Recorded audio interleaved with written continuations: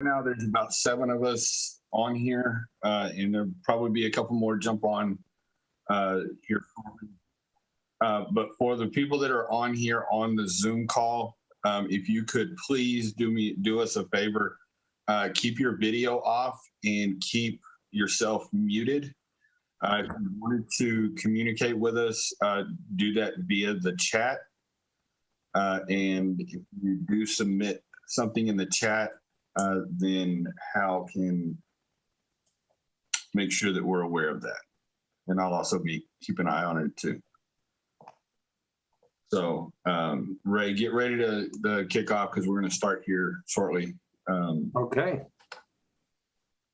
Well, you're the kickoffery. Well, I'm just giving you heads up so that when I kick it off, you're ready. Okay. I'm waiting for Hal to give confirmation that we're okay. I see us. We are up and live. So welcome everybody to our weekly live training. Tonight is kind of a special edition. We've invited some people to join us on Zoom.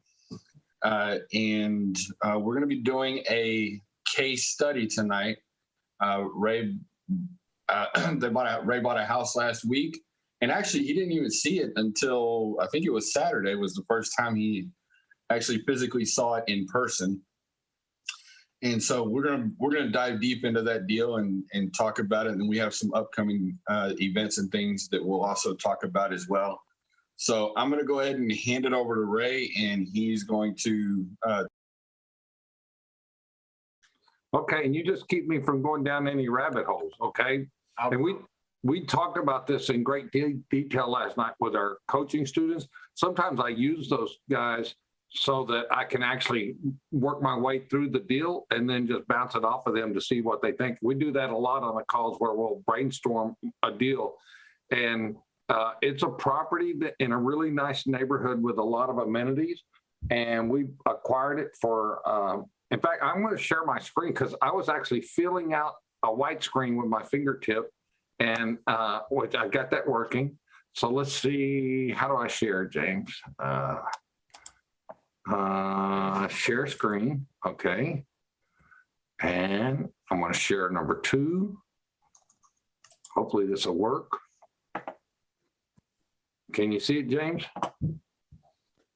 Not quite yet, there it goes. Yeah, I can see it now. So we actually went through the deals, we did the comps, we did everything. We'd already done it because like we said, we closed last week. I didn't actually go in there because I'm partnering with my son and daughter, and my son's been running our rehab stuff for a long time. So he's pretty good at picking up things and not missing things. It is a rule that we really subscribe to, that you have to walk every property, and there's 7 or 8 really serious gotchas that can get you in trouble. And it's a lot of things, if you don't have the experience, it may be something you've just never run into. But there's lots of weird things, like on the back of this property, there's some land erosion. And that's just not something people that buy a lot of houses typically run into. But, you know, we picked it up, and Justin picked it up. And it's not going to affect this property, but it could affect the property. So those are some of the things that we want to talk about, because it's the property backs up to a creek. So, but I guess what we'll do is we'll just go through the numbers and then talk about like different ways to handle this. Before we go through the numbers, I always kind of, I don't think I'm really right on this, but it helps me be in my comfort zone. And I think you can make some really sound arguments about this theory. Is a little not perfect. But I always think about, if I'm going to buy something or borrow money to buy something, what could I sell it like at a quick sale right away, or what they call a fire sale? So what could I sell it for at a fire sale, and would I be able to get my money back and not get in trouble? And if the answer to that is yes, then that gets me in my comfort zone, and I'll usually go with it. And now, in order to know what you can sell something at a fire sale for, you got to be familiar. You got to surround yourself with real estate investors. You got to get in this business and know what investors are looking for. And then you'll see that you'll know what the market is. For example, there's a classic rule, and a lot of people don't really use this rule right now. Hard money lenders like it. It's basically you can buy something at 70 cents on the dollar minus repairs and not get in trouble. And it turns out that that is a really good rule for a fire sale price. If you can buy something at that number, there's almost always a ready, willing, able market to buy it. And the repair part, now that's to fix maybe defects and other things. So if there's a $50,000 defect, well, that's part of the formula. So it's 70% of the after repair value minus repairs or repairing defects. A lot of people are going to get the ARV wrong because they don't know how to do comps, or they're going to get the repairs wrong. So who knows? But that's if I can buy at that number, then I'm going to buy basically anything I can buy. And because I'm familiar with this neighborhood, because it met that criteria, I was in. And I didn't really care too much about exit strategies. Once you've been doing this a long time, you don't really think too much about exit strategies, just because you get it. It's just after 10 or 15 deals, these things are just become second nature to you. And after 300 or 400, they're pretty much second nature for you. So if you look at this, I'm going to write this out as we go, but here's some of the things that we talked about on our call last night.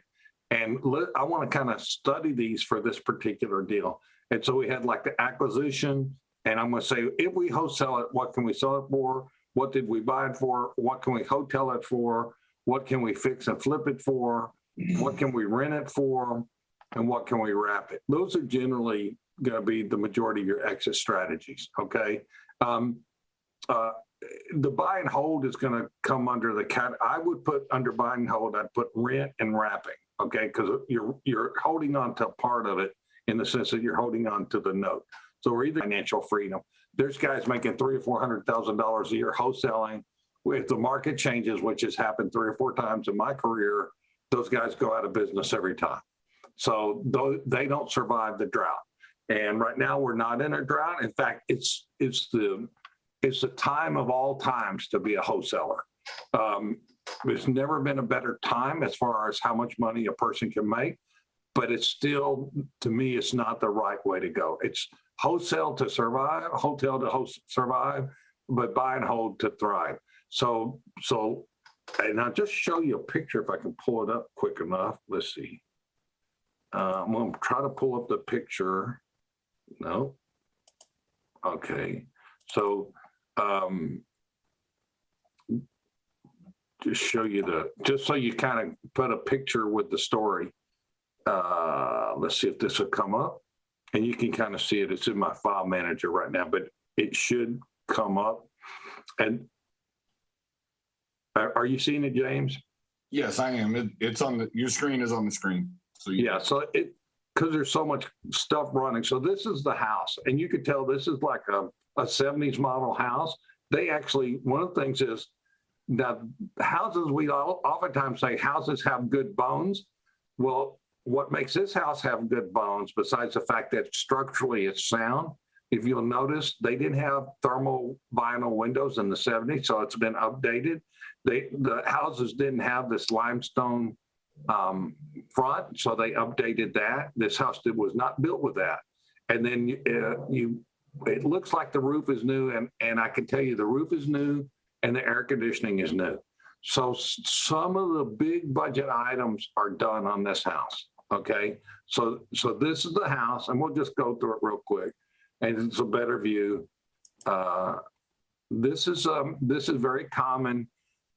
If you look at this house, you could see where they got the Z flashing, and then they got some siding here. And this siding, what happens with this kind of siding, because it's vertical, the bottom edges get rotten. So what people do is they'll typically cut that off, and then they'll put something on there that's similar to it, or even something completely different. But it's better than replacing all the siding. So this is a common thing. We do the same thing. And let's see, that's some more of the pictures of the house. Now, if you look here, if you zoom in, they've done this 2 or 3 times right here. And what's happening is the water's running off this roof hitting this roof, bouncing back over here, and just slowly but surely rotting it out. So in this house, this is one of the more expensive things we would do with the house. It's not that expensive. We would just cover all this with hardy. We'd kind of clean it up and just cover it with hardy and get rid of this old stuff, because here they use a different kind of material there. It's very hard to get this older material from the 70s. And of course, we'd paint and lighten this house up. So this is, you kind of seen it. And that's another picture. It's gas. And what else to tell you on that picture?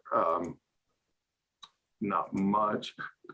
One of the things is, in this price range of house, we're looking for amenities.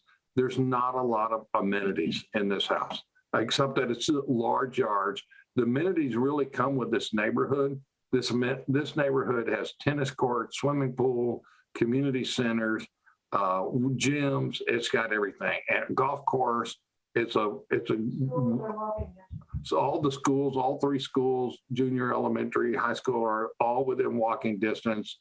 They're literally on the edge of the subdivision, so the kids can walk through the subdivision, walk on the playground, and get into the school. It's just highly desirable. Now, this is the kitchen, and this is where it starts going south. But this is all, structurally, it's here, but it's not usable. Like if you look at this laminate and stuff, this is wear patterns. It's just not, this is not what's done today when you update a house. So that's kind of, now you have the pictures in your mind. And let's go back to my little drawing, my fingertip drawing. So our acquisition price on this house, in fact, we closed on this house already, it was $210K. Okay, so now what we want to do is figure out what is the top value for this house. And if so, in the fix and flip, we did the comps. There's basically, when you're doing comps, there's 3 or 4 levels you want to look at. One of the levels you want to look at is like, well, there's brackets, like, is the house, show me the comps of the houses not fixed up. Show me the comps of the houses fixed up. Show me the comps of the houses that are fixed up beyond fixed up. In other words, they take them down to the studs, they change out the plumbing, they change out the electrical. It's a high end. So in those houses most of these houses aren't fixed. Very few of these houses are fixed up on that level. They're fixed up one bracket below that, which in other words, got some upgrades, and cosmetically they're perfect. They're putting granite in, which nowadays you can't even consider granite an upgrade. It's almost just standard operating procedure. But in that houses, the ranges, not really fixed up, but just kind of cleaned up, not like what we just saw, but cleaned and painted, is around $350K. If it's fixed up really nice where you do the upgrades and stuff, then that's a different price point. And this neighborhood has both price points on a lot of them, a lot of comps. Then that's typically around $450K. Okay. So this house, the top end on this house is $450K. And the days on market are less than 10 days on market. So we're acquiring it at $210, it's $450. Now, if we were to wholesale this, and we have an offer on it right now of $270K. And we've already closed on it, but we haven't touched it. Okay, so we kind of have a tentative offer on that at $270. So this, remember, what makes me in my comfort zone is the fix and flip. So if we're going to do the fix and flip, by the way, James, is this readable? What are you talking about? Yeah, it is. Okay, so we're going to fix and flip. We basically have to figure out how to get from 210 to 450. And I didn't put repairs in here, so let me put it in here. And remember, I said there's 2 sales price points, and this is where you got to actually think about it. So there's 2 price points. Anyway, that's supposed to be repairs. To get to the 350K, and this is kind of a ballpark, but I've probably done 1,000 rehabs. We've never stopped rehabbing. To get to the 350, we're probably looking at about 45 to 50K. Remember, in this house, we have new roof, new air conditioner, new windows, some upgrades in the way of limestone. So this house has some huge advantages going into it. So to get to 350, we would be probably at probably 40 to 50K. So we'll just put 45 here. to get to 450. And I know this because we actually looked at the pictures of the comps that did the 450. There we would probably be about 70K. Okay, we'd go in and redo some of the wiring. It's amazing on a house that doesn't have that. If we didn't have that roof, we would add 15K. The windows, we would add 10K to that 70K. The AC, we would probably add about 10K. So our numbers could have been real easy on this 70, 15. So you're 25, 35, 105K. But because all of those items are handled, we don't have to worry about those. So this deal is really looking good. So, but even at 105, if we were going to 210 and then 105, it probably still would be worthwhile to fix up. Now rents, we did the comps on this. In that neighborhood, the rents are $2,300. We did this last night. And I didn't even do it to buy it. When we bought it, I just know that when you have a $450,000 house in our market, you don't normally rent it. So it wasn't real high on my radar of things to do, but the rents were $2,300 to $2,700. Okay. And so then the wrap was actually very exciting because if we were to say, go out there and refinance this, like buy it and refinance it, we might be able to get 4% money. Now we'll show this, like we're going to be doing a 2-day class. I think it's this weekend, and we'll show you how we do this math here. But if our underlying cost was 4%, there's a good chance we could wrap this house at 6% to 7%. Because of the price point, it's kind of hard to get above 6 or 7%. But there are people that'll pay that. And so our wrap, we figured out, and I don't, without going through all the numbers, if I remember right, our cash flow doing a wrap was about $800 per month. Okay. And then our repairs, you saw our repairs, 45 to 70K. Uh-oh, what happened? Okay. I'm sorry, James, were you saying something? Yeah, I was gonna try to interrupt you for a second, ask you a quick question. I know it does depend on which exit strategy you decide to go with and which rehab budget and how deep you want to rehab it. But what do you suspect is going to be the rehab time on it? You know, like how long will it take you to do the rehab? On this house, you can knock this one out in 30 days if you want to. Expect 30 to 45 days. Yeah, because it's like we bought it last week. We haven't even started working on it. We're working on other stuff. So if you're ready to, a lot of people, they literally jump into it the next day. And there's no reason not to unless you've got a lot going on. If you've got a lot going on, you kind of start psyching yourself up. And in fact, the seller still has a couple of things they want to take out of the house. So we're just not sweating it. Now, one thing I didn't put in here is I didn't put the hotel number. And the hotel number, I would expect to be 280 to 290. Now that a lot of this is just guessing. So explain for our audience what wholesaling is. What wholesaling is? You said wholesaling, James? Yes. Okay, so wholesaling, you see, we've got an offer at 270 right now. So we would net 60K minus whatever we put in into it, the closing. Now, that when we acquired it. Now, normal wholesaler will oftentimes not close on it, and they don't have to pay the closing fee. So we would eat the closing fees on our first closing, but we wouldn't eat the closing fees on our second closing because the wholesaler would have to pay the closing fees. So we would say, no, you're paying all the closing fees. And that's very common in wholesaling. Now, wholesaling would be like you go in there, you clean it out, like say it's a hoarder house. Usually it's better to clean it out yourself because you can make it look a lot. About half the hoarder houses that we've taken on, they improve dramatically when you clean them out. Now, sometimes they go the opposite direction because all of a sudden it shows all the damage that you couldn't see when you did it. So, but the wholesaling just means you're going to spend anywhere from a few dollars to $5,000 or $7,000. most wholesalers won't do wholesaling because they're not taking title to the property. And that means if they don't take title to property and a title defect shows up before closing, they're subject to lose any of that money they put into it. We've done some repairs before closings occasionally through, I've been buying houses for 38 years. So we've occasionally done that. It's just not something we do frequently. And I think if you got one deal, I'll tell you where we've actually done that before, where our crews are like sitting idle. And we'll throw them in there and then work like the devil to get our closing done. But we don't want our crews to sit idle and then end up going to work for somebody else or getting stuck on another job for 6 weeks and then we don't have access to them. But we normally won't spend money. And so people don't do a lot of wholesaling unless they end up closing on it.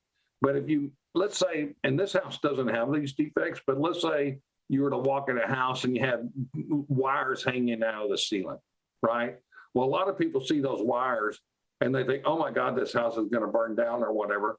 And it may be something as crazy as they had an amateur homeowner in there moving wire around, or somebody stole the ceiling fan. And those kinds of things are relatively cheap and inexpensive to fix, but yet they carry a big price tag because a lot of people are afraid of those things. And so they think, oh, I'm going to end up getting an electrician in here. It's going to cost me $10,000. Or worse yet, they get an electrician and the electrician starts telling them everything about the house, trying to pad sell them into a big electrical repair job when half the time it's not due. So wholesaling means you're going to go in there, you're going to control the scary items or the items that keep people from getting a good sense of what that property looks like. And then it increases the value. They say the most highest return you can get on a property is just cleaning it up. Like imagine a front yard just strewn with all kinds of trash, everything else, trash everywhere. You clean it up, it looks so much better. I mean, you already feel better about the property. So a lot of times think of wholesaling too, it's like you're kind of playing with psychology, because if I wholesale, I might only have 1 or 2 or 3 or 4 people interested. If I wholesale it, even if I don't get more money, what if I have 10 or 15 people want it, right? So my hold time is lower, the desire for it is higher, it becomes maybe a bidding war on it. So wholesaling is, and I'm probably talking too much about wholesaling, but that's the concept of wholesaling. So anyway, are there any questions on this? Or James, you have any questions? I was really pretty impressed with how good writing this out like this kind of covered all the bases. And these are kind of pretty much the general exit strategy. Now, if we're under rent, we would put, there's midterm rentals, there's short-term rentals, there's long-term rentals, there's maybe assisted living, so because we're starting to do Airbnbs, we're looking at the rentals that have the least amount of hassle to put them together, as like with the subdivision, and the highest multiplier that we can have. And typically when we're talking about Airbnbs, we're looking for multipliers of 4, 5, and 6, not 2. Multipliers of 2, it's not worth doing Airbnb. You get a multiplier of 4 or 5. This house didn't have the amenities that Airbnb that gets a multiplier of 4, 5, or 6 would typically have. And because of that, we're not going to consider this for short-term rental. That we're probably not going to consider it for rent, because if you look at your cost of your money, your cash flow is very low and the taxes are relatively high on this property. So this is not something we would normally rent, because as the value of the property goes up, and because in this particular property is in Texas, so the tax rate with HOA is typically around 3%. That just prices most people out of there. We would have a very, very low cash flow if we were in the $2,300 to $2,700 range. We have historically never bought with factoring in appreciation, we don't need appreciation to become independently wealthy and get our financial freedom number. We need the tenant to pay off the property. We need the tax benefits it gets. And on certain price range properties, we can get that. In this property, we can't. So rent was never on the table. Fix and flips on the table. Wholesaling's on the table. Wrapping is on the table. Because appreciation is happening so strongly, last year it was a 20% in this neighborhood.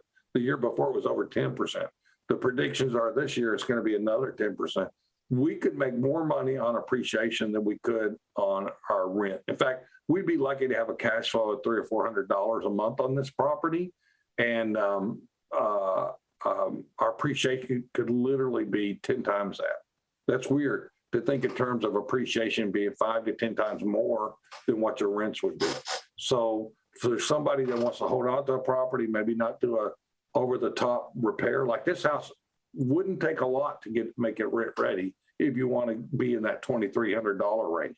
If you want to be in the $2,700 range, you're going to spend $30,000 or $40,000. To be in the $2,300 range, we'll spend easily $10,000 to $15,000, right? But the house is not falling apart by any means, pretty much mechanically and electrically, everything but cosmetically, it's a pretty sound house.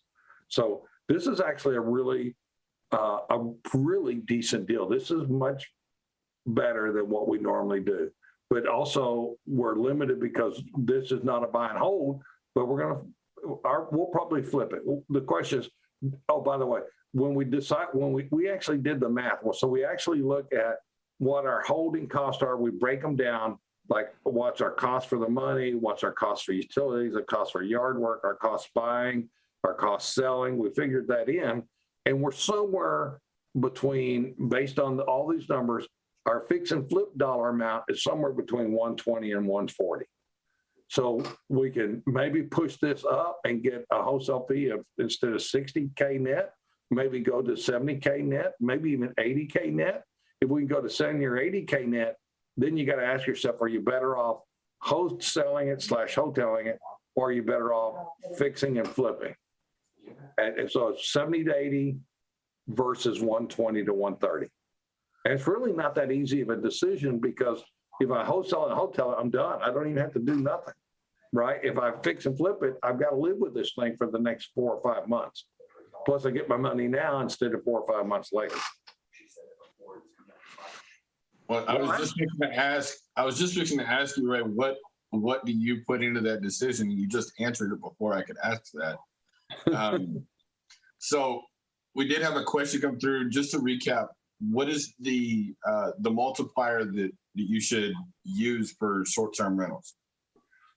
Well, I'm a student in that game. We're bringing 5 Airbnbs online, and we want to shoot for 4, 5, 6 times as far as multiplier goes. And that's the guys that are really doing a good job. That's what they're doing. And those properties tend to look a certain way. And you've got to spend the money to get them to look that way. And so amenities are real big. Number of beds are real big. Themes are real big. So it's a slightly different equation. So you don't need a lot of beds necessarily, but the uniqueness. So you can get those higher multipliers if it's either really unique or it has a lot of value to people, to the people who are going to end up being your customers. So our goal is to shoot for 4. And at 4, it makes it worthwhile. At 2, it's not worthwhile to me, because my time, I really feel like, and I feel like everybody that's listening to this, everybody's active, their time's just too valuable to deal with all the stuff that has to happen with Airbnb, just to have a multiplier of 2. In fact, I don't even know if 2 is a break even in reality when you consider the amount of time that you have to spend on it, the energy you have to spend on it. We've got a few people working with us.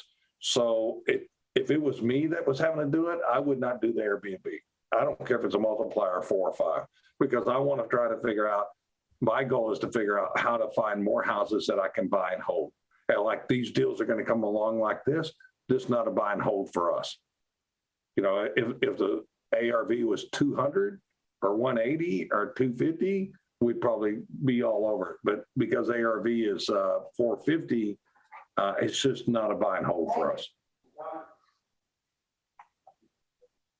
So can you talk a little bit about, because, you know, the couple of things that we're going to be talking about this weekend in our 2-day workshop is, you know, how and where to find the leads, and then how to put the deals together. Can you talk about how you found this lead and how you actually did put the deal together? You got to let everybody know that you're buying property, and you a lot of times friends and family will bring deals to you. This was a friend and family deal where this house wasn't working for them. It was 3 times bigger than what they needed. It's not huge by normal standards, but it's about a little bit less than 3,000 square feet. But you know, their family had grown up. The kids weren't at home anymore. And so you just got to reach out to people. You know, that's why we really encourage you to communicate with everybody. Everywhere you go, you're like a billboard, and you got to tell people what you do and how you help solve people's problems. So that's a big thing. We love working with realtors. Realtors bring us deals. We really nurture wholesalers. In fact, after this call, I've got a call with a wholesaler that really doesn't want to be a wholesaler, and we're gonna set up a JV arrangement, which James does that with people that want to partner with us, and we'll do JVs with people. So you just got to make your net as big as you can, and then we spend a lot of time figuring out how to do partnerships so people aren't taking risks, and you got to figure out how to set those partnerships up where it's clear. Like, for example, I'm not going to be a partner with somebody if they've never done a rehab and then they get the final say so on how we spend money, because they don't know how to spend the money yet. They've got to get 10 or 20 of them under their belt. So when you have a partnership, you've got to kind of define who's responsible, who has the final say so, what the exit strategy is going to be. And then you got to deal with people who are honest and ethical and understand the power of developing strong partnership. But that's another source of deals. I mean, we partner with wholesalers all the time because wholesalers want to go to the next level. And they may not, you know, I probably take rehabbing for granted, but we've never stopped rehabbing. And if you're just starting out, there's so many things that you can do wrong. For example, painting. People think painting is easy. They think it's simple, and it's high-tech stuff. You know, just paint the wrong paint over another paint and watch it fail. Watch your contractor paint something like 4 times, and it looks like crap because he doesn't know what he's doing. So I probably take that a little bit for granted. But if I'm JVing with somebody, you'd be crazy not to use my experience just because we've bought so much and been rehabbing houses the whole time. So you reach out, get deals by being the solution to other people's problems, whether it's foreclosures or whatever. I mean, that's what we're doing, that foreclosure tour, right? People that come to the 2-day deal, they can also, we're just throwing that foreclosure tour in, but we took our super volunteers and some of our students, and they're chasing deals right now. And then we're going to go to the foreclosure auction, and we're going to follow those deals through the foreclosure auction. It's going to be a great learning opportunity for people that don't know how foreclosures work or aren't actively buying it. And it shocks me beyond belief how little people that are spending tens of thousands, even hundreds of thousands of dollars at a foreclosure sale, and they don't even know basic things like how to verify that the title's good, to verify that there are no other liens against it, to verify that the foreclosure was done properly. And they're throwing out the $50,000, $100,000, and they don't even have a good title after the deal. It's just unbelievable. And so we talk a lot about that with our students, because that's where a lot of beginning investors screw up. They think they just go and win the bid, and they think they own the house, and they don't realize that they're a second lien holder, or the entity that foreclosed didn't do it properly. I mean, you know, it It's not for the casual. But the opportunities are there because people are, there's a lot of houses being sold every day at the foreclosure auction. So we'll be going through that. I think that'll be fun. We're looking forward to that. And James and Milton, you guys are supposed to be helping those guys. Are we on task with that as far as following up on the leads and everything? Yeah, we are. We did fall a little bit behind, but we're catching back up. So well, we have when is it February 1st? Yeah, the auction is February 1st. It's the first Tuesday of every month, and in February and in March it happens to be on the 1st. Yeah. So that'll be fun. Hopefully we won't have a ton of people going to that because I want to kind of move around and show the people that were with us who the players are, where the deals are, and some of the games that are being played at the foreclosure auction. There's a lot going on, and I don't know everything. A lot of times you learn these tricks after they're done on you. After you're the victim of the trick, you learn it. So there's a lot of interesting things happening there. So how'd you like my little drawing with my finger? That turned out okay. I was hoping Hal would chime in because he's the tech guy. It is something coming from Hal. It is legible. I mean, it looks like a first grader wrote it, but it's legible. So is there any questions, guys? Feel free to leave a comment and ask a question. But Ray, we did have a question come in a few minutes ago that I didn't get a chance to re-ask. Can you give a recap of what your potential profit is going to be if you decide to do a full rehab and flip it? It's going to be this really boils down. Also include in there kind of how you came to the number of your net profit as well. So, well, if we wholesale our hotel, it's just a question of making sure the turkey closes, right? We want to check them out, make sure the money's available, make sure that we qualify them and qualify their source of funding, and then we lock them up. So if we're wholesaling it, we got to treat it just like we got to follow the best practices that you would as a wholesaler, and basically you want to lock them up, verify that the funds are there, make sure that they don't have a lot of contingencies where they can get out of the deal. Make sure we get money from them as a deposit, right? So, right. But if we do that, which is not that hard, by the way, I think it was James, when you first were a student 8 or 9 years ago, it might've been you or your dad, but they had a really good deal and they put a sign in the front yard and the next door neighbor stole the deal from them. And this is a case of where if you're wholesaling property, you just got to follow best practices. Are you there? Yeah, I'm here. Well, yeah. So you remember that? Was it you or your dad that did that deal? That was actually that was actually another family deal. Okay.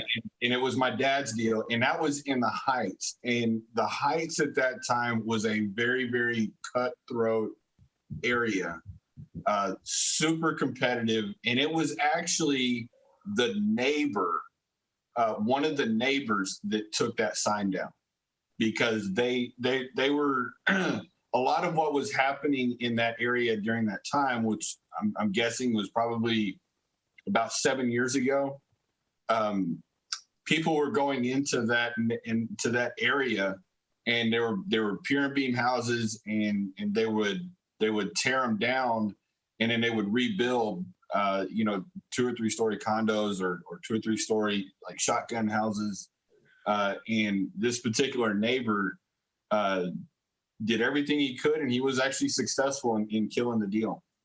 Yeah. And what you got to do is just there's a lot of lessons you learn by being in this business for a while that people that have been in it for a year just don't know, or 2 years, or even if like a guy's a guru and he wasn't in business before 2007, all he's ever lived in is an up market. So it's not just surviving in the up market, it's surviving in the down market. Best practices in wholesaling rule, there's like 101 rules. One of the rules is you don't put a sign in the front yard if you're wholesaling. Now, we actually closed on this house, but if I was wholesaling this, I wouldn't put a sign in the front yard if I wasn't the owner. But a lot of people would, and they'd get the permission of the seller. But the next thing you know, you've got the whole world knowing exactly where your seller is, and all of a sudden they're negotiating with that seller. And right now, lots of people are. It's always been cutthroat, right? We just don't think it is, but it's cutthroat because if you put your wholesale deal out to say 1,000 people, 5 or 10 of those people are just outright thieves. They'll just steal it from you. If there's any way they can steal it from you, they'll steal it from you, and they'll find out. They'll try to steal it from you. So you've got to put some force fields or some what is the word, Hal? You got to put some curtains or some shields in there to stop those people from getting through to your buyer. Now, if you close on it, they can't do nothing. They're locked out. If you get the seller to give you a deed, they can't do nothing.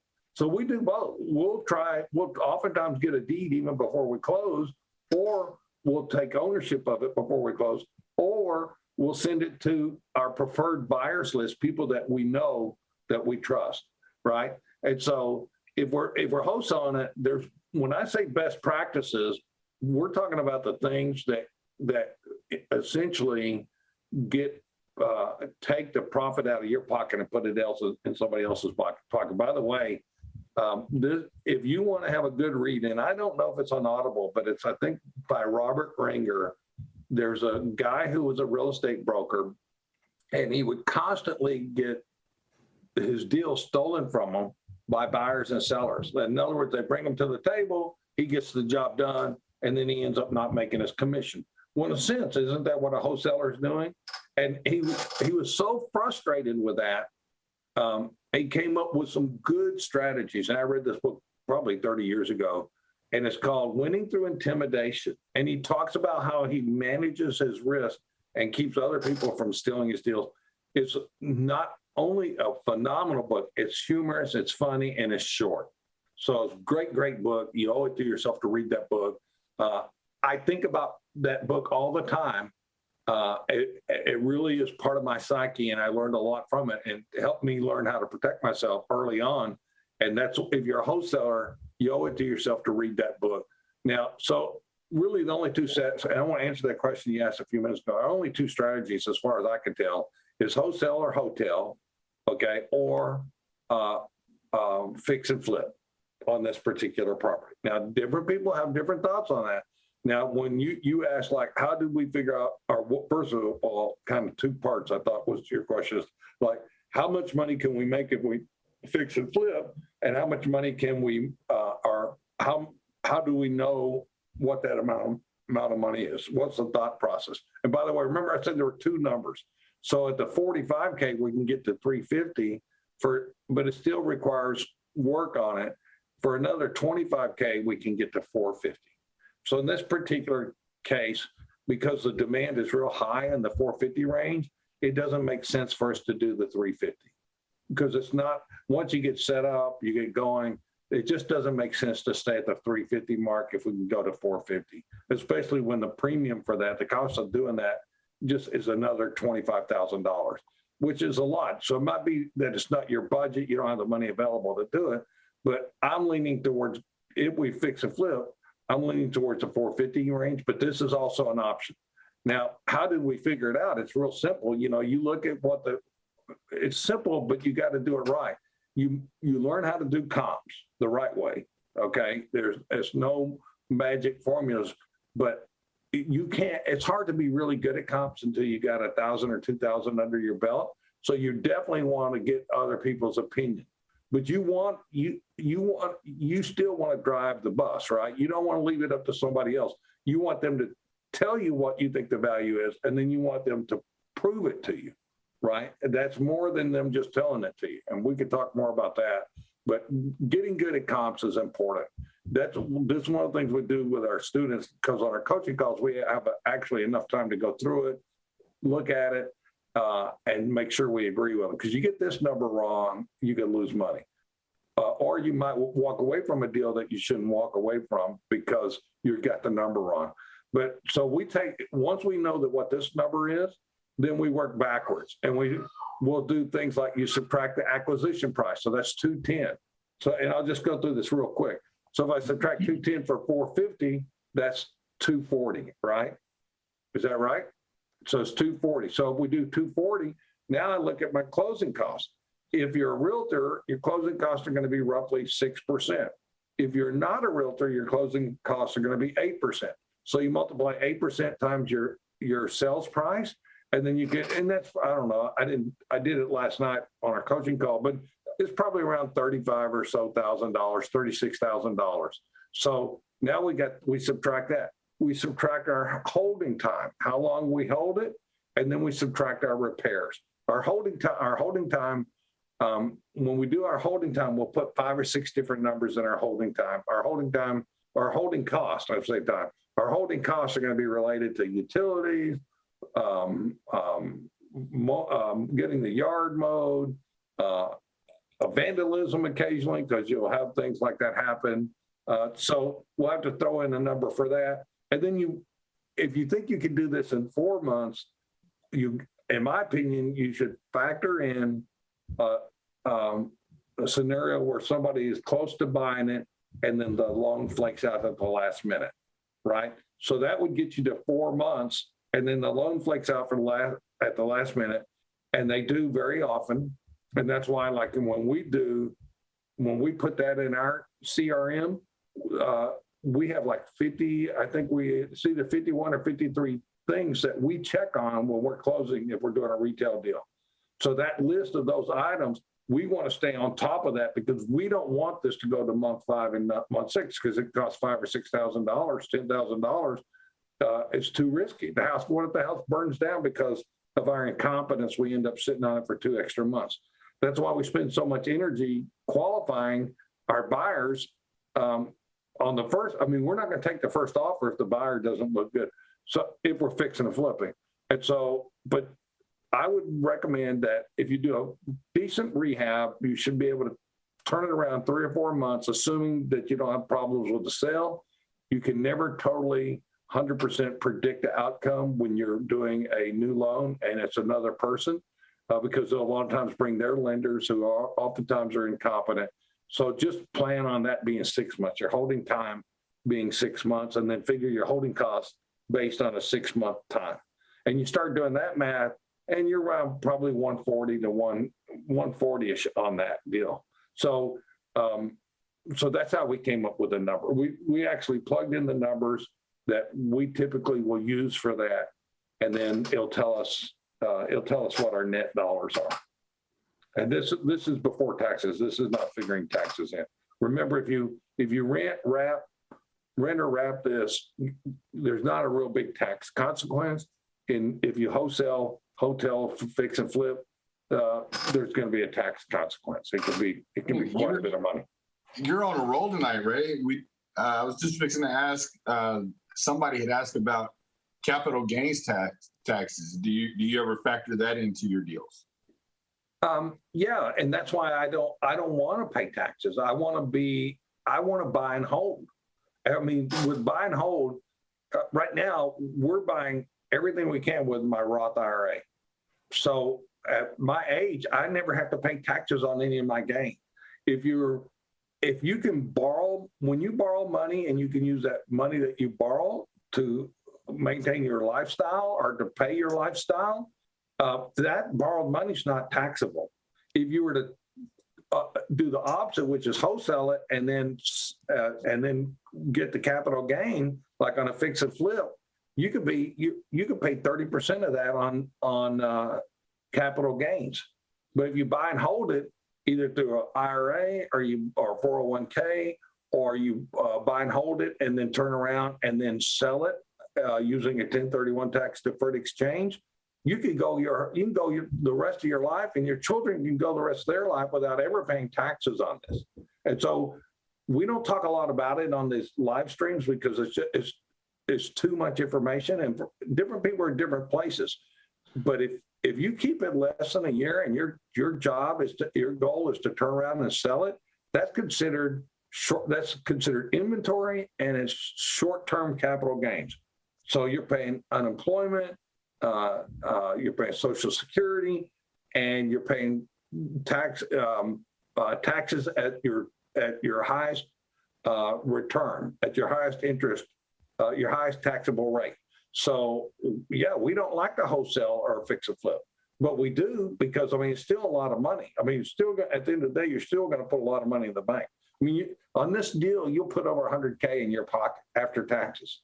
It'll be close, but it'll be right around 100K if you go this scenario.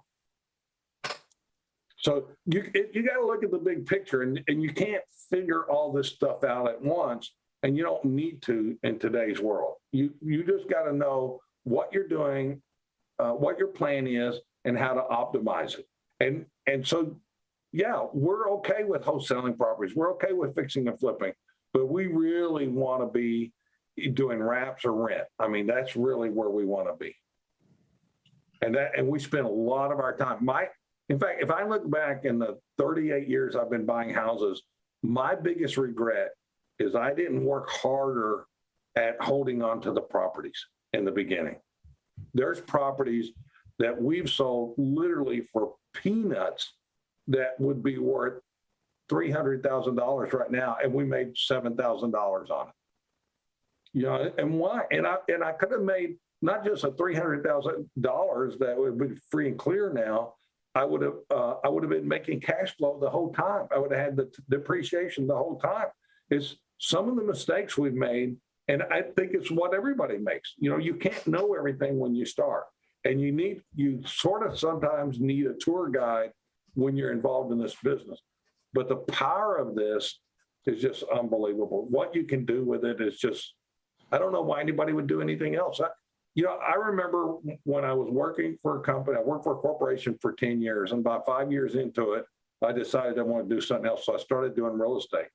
And they were forcing us to buy mutual funds, or we could put the money in 4 or 5 different accounts with our retirement. And I researched, I went to the library, when Morningstar, or whoever it is, I think now, I don't remember. I learned everything, and I listened to everybody. I read everything. I read the reviews, and I remember investing in the mutual fund that had like a 10-year track record of earning double-digit yields, like 10, 11, 12%. The first year I got into that, they lost money. And it's like, I'm never going to do this again because I don't have any control over that outcome. And stuff like this, I know exactly what, you don't know exactly, but I have control over, like, how am I going to do this? How am I going to move forward? Is this a buy and hold? Is it a good rent property? And or is it not a good rent property? Is better set up for a fix and flip? We have say-so in how we do this, right? And so I love this, and I'm never going to be at the mercy of a 24-year-old millionaire person selling stocks who's driving a $100,000 BMW and doesn't even know what a down market is. I'm never going to be in that place again. You're not going to control. You're not going to get to vote on that, right? I'm going to vote on it, and I'm going to take responsibility. That's what I was talking about, the realtor.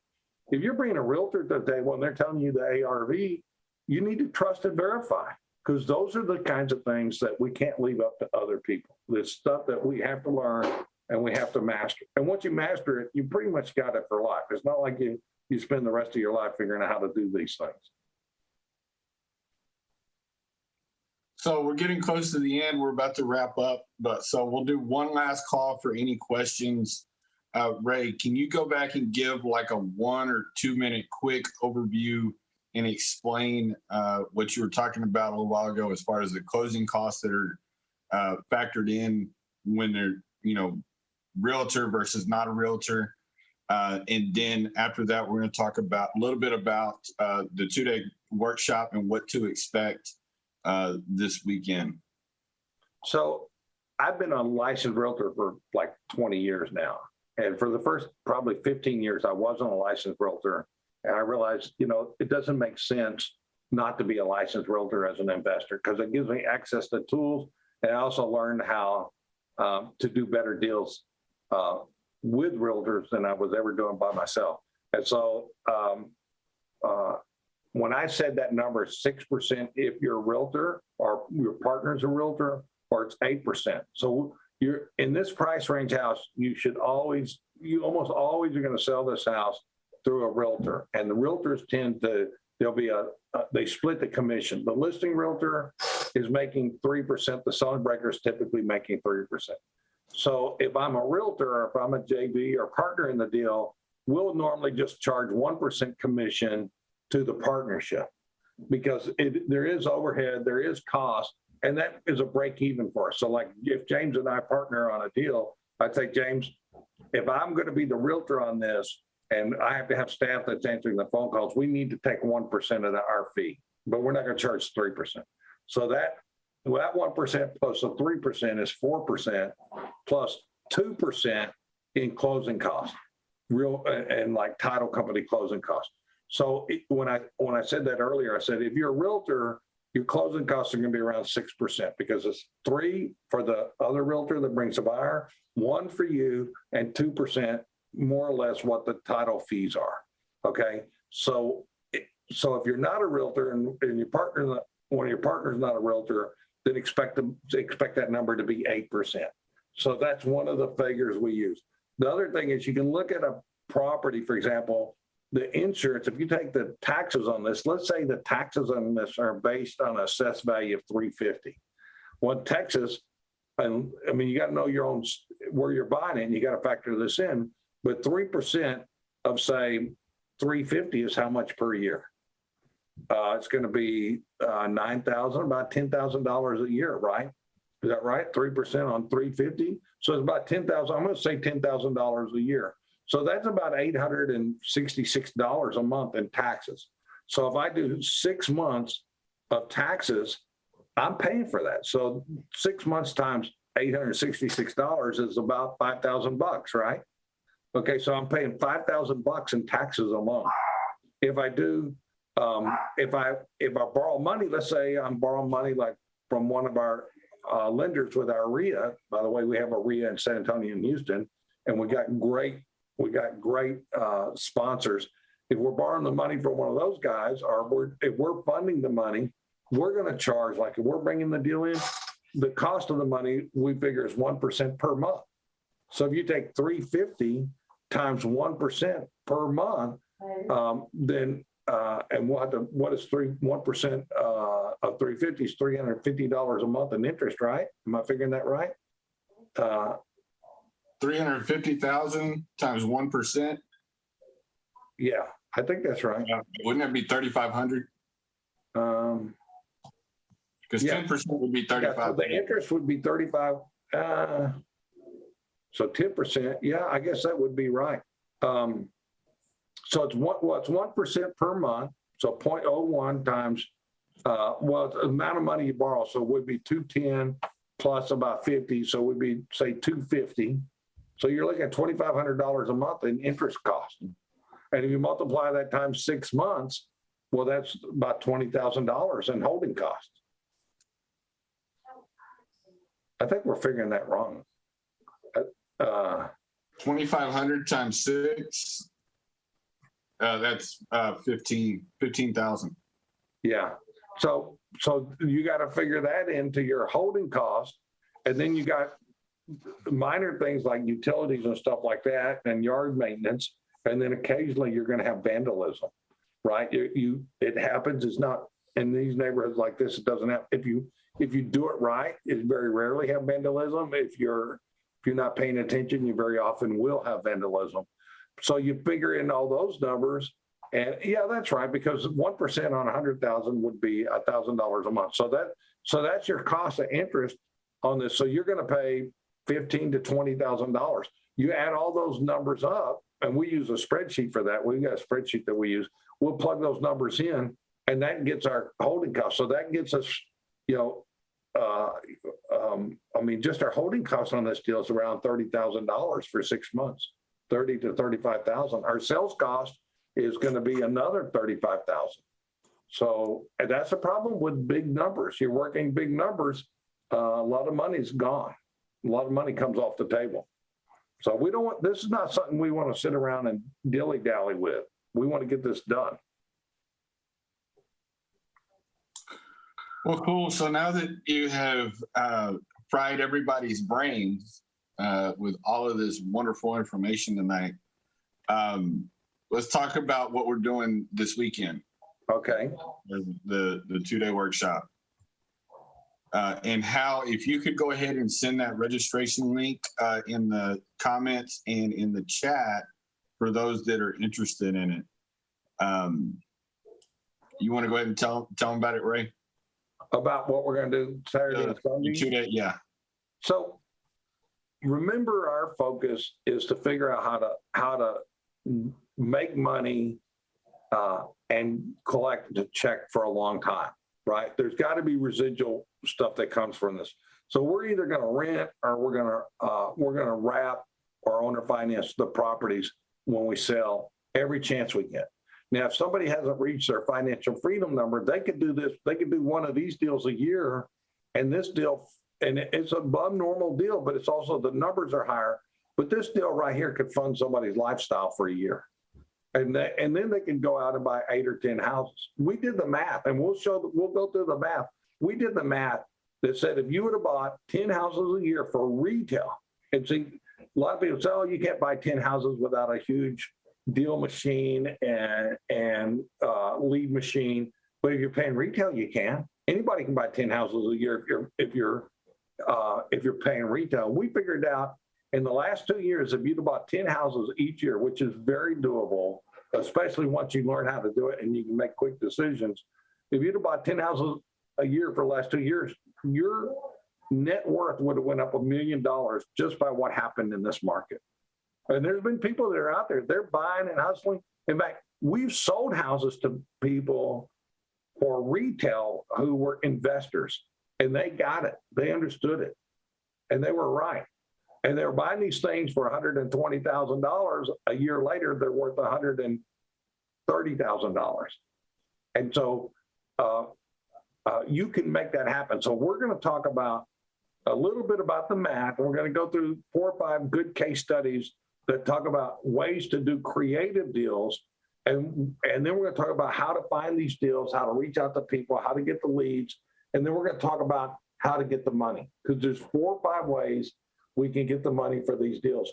And by the way, we want to talk also about highest and best use. Like, what is the highest and best use? And we really did, I think we did a good job on that today. We said, well, what is the highest and best use? And we're already telling you up front, we want to buy and hold, and this house is not probably a buy and hold property for us, right? So it's close, but it's probably not a buy and hold. So we want to look at these deals, weigh which way is the best way to go. Sometimes you get a deal and it's a perfect Airbnb deal. And even if you don't want to be an Airbnb operator, it might be that time to bring a partner in who is the Airbnb operator. You might get a deal. This has happened to us 3 times over the years where we did not, we were not in assisted living, but we found assisted living properties and we bought them because we knew how valuable they were to that market. And without going into a lot of detail, just because we're out of time, when you know what the value is to that market, then you can do all kinds of things. We can wholesale, and which we probably should put it in here. We can partner, we can rent, we can do those kinds of things because they have so much value. And think about it, on assisted living, it's not unusual for them to be making $4,000 to $6,000 per bedroom. So just imagine what an operator that's making that kind of money would pay for that perfect property. And they know the perfect property, but they don't have the lead machine or the deal machine or the wherewithal on knowing how to buy it. And that's where if we know what we're doing, we're going to show you how to buy it. We're going to show you how to recognize it when it happens. And then we're going to try to optimize the exit strategy by either partnering with those people or fixing it to upgrade to their needs. We did this, it was a couple of years ago now, but we had an operator that we had experience with. We bought a house that was ideal for assisted living, and then we upgraded the house to meet their needs. and then we sold it for retail plus 50%. And if you wouldn't have known that house was the perfect house, or you wouldn't have known how to reach out to those operators, you'd have probably passed on the deals, because you probably wouldn't have paid what they were asking for. But it's because you didn't know what the highest and best use is. So we'll talk about those things. We'll talk about what does it take to have a successful rental. A lot of people don't know that. They'll get 4 or 5 rentals and they think they understand how to be a landlord. We'll talk about that, because we've been landlords for 35 years. I mean, we've been rehabbers, landlords. We'll talk about how to put it all together, and then how to find those deals, and then how to find the money. And the devil's in the details. So we'll be doing that all day, Saturday and Sunday. And you forgot 2 exciting things that we're doing in addition to that is Saturday night after the class or the workshop. It's 8:30 to 5 both days. So on Saturday evening after 5 o'clock, we're going to go have dinner. Everybody that's there in person, we're going to go have dinner, and it'll be good, networking, good time to bring, some more questions, or if there's anything that you're actually working on, bring that there. And then Sunday morning, we're actually going to start off Sunday morning with a mastermind session. And, kind of the focus of that's going to be your business. So we can give you some actionable items that you can take and immediately implement in your real estate business immediately. And so we're going to start that off Sunday morning. When we started doing that mastermind session like that, I'm a closet introvert. And a lot of people will say, no, there's no way you're an introvert. But if you're an introvert, you can be an introvert and still be willing to talk in front of people. But when we did that mastermind session, the first time I did it, Linda made me do it, and I didn't want to do it. And I did it, and it amazed me how a person can have a situation and they're like 80% there or 95% there, and they got 1 or 2 thoughts that are just backwards, upside down, inverted, and it stops them, it freezes them, and paralyzes them. And when it's you that has that issue, you don't know what to do. And when you get it out there and you start talking about it, then you start examining it. It's just amazing how oftentimes these things that have been stopping you for 5 years or 7 years or 10 years, it's just making it 1 or 2 tweaks. We made $100,000. I was thinking about this on the way. It wasn't related to this. We made $100,000 for a guy and a deal. And it's like, it took me probably 30 minutes to figure out, for him to explain to me what the problem was. And I said, well, this is the market. This is how you do this. I've done it before. And when I told him that, it gave him the confidence to follow through on that. He did it. He made $100,000 extra than what he would have made. He was literally going to give up and walk away from it. And I'm not trying to brag, but I'm just saying sometimes you get locked into a thing and you have somebody with a lot of experience, or a couple somebodies with a lot of experience. They can kind of get you back on track. They can give you the confidence to follow through on a couple little slightly different things. And next thing you know, you made it, and you made that difference. And what's that worth to people? And you'll be surprised. I mean, you'll be surprised how in life you have a certain idea and thoughts about the way things are done, and you get to a natural level and you don't go beyond that level. And if somebody says, hey, it's really easy to just break through that glass ceiling, you just got to do this and this and this. And if you trust them and you have that confidence, you're going to try it. And next thing you know, boom, it worked. And that happens more often than not in a mastermind session. That's what it's all about. So they're very, very important, very valuable. In fact, the day after the foreclosure deal, we're going to Tampa, and it's a mastermind session with 14 other groups, right? And you and Brandon are going with me. There's going to be about 20 other people there, 25 other people, and it's 3 days of just masterminding on how to overcome things that stop normal people who don't reach outside of who they are. Right. And don't be that people. Don't be that person who puts those barriers there and don't know and doesn't try to break through them. And don't try to break through them on your own. Get around other people who are coming up with solutions on a regular basis, and you'll be surprised how you can break through those barriers. So hopefully we see you there this weekend. All the information, Hal did put the link in the chat and in the comments. So check it out. It's only $249 to spend the weekend with us, go to dinner. And then we're also going to be including in that a 1-year membership to Alamo Ria, or if you're already a member, we'll extend your membership another year. So that's all I really have. I wanted to make sure that, you got that, and hopefully we see you there this weekend. Is there anything else you want to close us out with, Ray? No, just playing on my computer. Sounds like we need to get you like an art set for your birthday this year. Hey, my granddaughter comes over here often, and somebody had this great idea of giving her colored markers, and that's probably only going to cost us a $4,000 paint job. So don't say colored pencils around me. Well, if anybody knows how to get that done and get it done cheaper, you're the expert on that. I'm the guy. You're the guy. I'm Don Barato. Okay. All right. Thank you, everybody, for joining us. Thank you, Ray. Great show again tonight. I enjoyed it. And again, we look forward to seeing you this weekend. You don't want to miss out on that. And I'm James, speaking. thank you for being nice to me. And Hal, thank you for making this happen as you always do. And it's almost always flawless. So Hal's wonderful. He's one of our sponsors, vendors. He does tech support for anybody that's trying to make their computer run right and their programs run right. So thank you, Hal. We really appreciate what you do. Hal is a lifesaver. Yes. So on that note, we are out, and we will see you later on. Okay.